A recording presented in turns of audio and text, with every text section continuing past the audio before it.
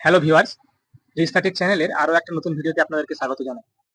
তো যেমনটা আপনারা জানেন যে আমরা আমাদের চ্যানেলে নিত্য নতুন টপিক নিয়ে খুব সহজতর ভাবে আমরা আমাদের চ্যানেলে ভিডিও নিয়ে এসে থাকি যেন আপনারা সেই ভিডিও থেকে উপকৃত হন। তো আজকে আমরা সেরকমই একটা ভিডিও নিয়ে এসেছি এবং একটা বিষয় নিয়ে আমরা ডিসকাস করব। তো যারা স্কিপ করতে চান তারা কিন্তু স্কিপ করবেন না, পুরোপুরিভাবে ভিডিওটা দেখুন, তাহলে আপনারা এই ভিডিওটাতে অনেক কিছুই আপনারা জানতে পারবেন। তো আজ আপনারা নিশ্চয়ই জানেন যে আমরা আমাদের চ্যানেলে আগেও পোস্ট করেছি আমাদের রিক্রুটমেন্ট নিয়ে যে সমস্ত ভিডিওগুলো থাকে, এবং তার যে সমস্ত ইউটিউবে আপনারা ফেক ভিডিওগুলো দেখতে পান সেই সমস্ত রিক্রুটমেন্টগুলোকে আপনাকে আমরা অ্যালার্ট করে থাকি। তো আজকে আমরা আলোচনা করব ডিএসকে এর একটা রিক্রুটমেন্টের বিষয় নিয়ে। ডিএসকে অর্থাৎ যে বাংলা সহায়তা কেন্দ্র, তার আমরা অফিসিয়াল ওয়েবসাইটে যাব। আপনারা বিএসকে যে নতুন রিক্রুটমেন্ট হচ্ছে সে সম্বন্ধে কিন্তু আপনারা অনেকেই অনেক ভিডিও পেয়ে যাবেন। তো আমরা আপনাদেরকে প্রথমেই বলে রাখি, এটা কিন্তু বিএসকে ডেটা এন্ট্রি অপারেটর নিয়োগের কোনো রিক্রুটমেন্ট নয়, বা ডেটা এন্ট্রি অপারেটর যে রিক্রুটমেন্ট সেটা কিন্তু নয়। আপনারা অনেক এই সম্বন্ধে ভিডিও পেয়ে থাকবেন। তো আমরা অনেকগুলো যাচাই করার পর দেখতে পেলাম যে এগুলো কিন্তু ফেক। এগুলো আসলে ফেক, এগুলোর কোনো নতুন করে কোনো রিক্রুটমেন্টের কিন্তু কোনো অফিসিয়াল নোটিফিকেশন দেওয়া নেই। তাই আমরা আপনাদেরকে বলবো যে এই সমস্ত ভিডিওগুলো আপনারা দেখছেন এখনই, অর্থাৎ এই যে মার্চ 2025-এর, এখন কিন্তু কোনো রিক্রুটমেন্টের নোটিফিকেশন কিছু আসেনি ডিইও। আর আমরা আজকে যে ব্যাপারটা নিয়ে আলোচনা করব সেটা হচ্ছে একটা নতুন অন্য একটা পদ নিয়ে রিক্রুটমেন্ট, যেটা হচ্ছে সিনিয়র ডেটা অ্যানালিস্ট। তো দেখুন, আমরা বিএসকে যে অফিসিয়াল ওয়েবসাইট, সেই অফিসিয়াল ওয়েবসাইটে চলে এসেছি। তারপরে আমরা দেখুন এই যেখানে ফাইন্ড মোর অপশন, এই ফাইন্ড মোর অপশনে গিয়ে আমরা এই যে বিএসকে রিক্রুটমেন্ট এই অপশনে ক্লিক করব। ক্লিক করার পর দেখুন আমাদের কাছে একটা নতুন পেজ চলে এসেছে। দেখুন এখানে দুটো নোটিফিকেশন আছে। এই যে 2021-এর যে নোটিফিকেশন, এই নোটিফিকেশনের আন্ডারে কিন্তু রিক্রুটমেন্ট হবে। আর আপনারা ফর্ম ফিল আপ কিভাবে করবেন বা নোটিফিকেশনে কি আছে সমস্ত আমরা বলবো। দেখুন প্রথমে আমরা নোটিফিকেশনটা ক্লিক করবো। এখানে নোটিফিকেশনটা ক্লিক করার পর দেখুন এখানে নোটিফিকেশনটা ওপেন হয়ে যাবে। দেখুন এই যে নোটিফিকেশন নাম্বারটা দেওয়া আছে, দেখুন 2021-এর নোটিফিকেশন।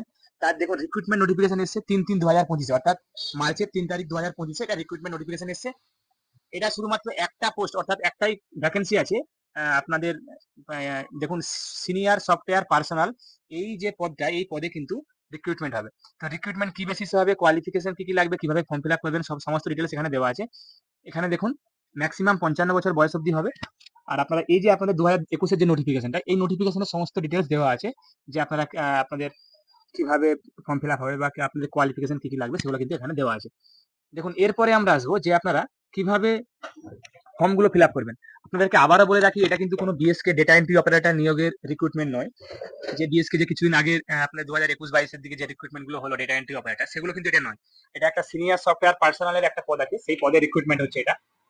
তো দেখুন এখানে আমরা ক্লিক করে দেখে নেবো যে এই যে ইনস্ট্রাকশন টু ফিল অ্যাপ্লিকেশন, এখানে ক্লিক করার পর আমরা দেখতে পাবো দেখুন যে কিভাবে আপনাদেরকে অ্যাপ্লিকেশন গুলো করতে হবে, সমস্ত ডিটেলস গুলো কিন্তু এখানে দেওয়া আছে।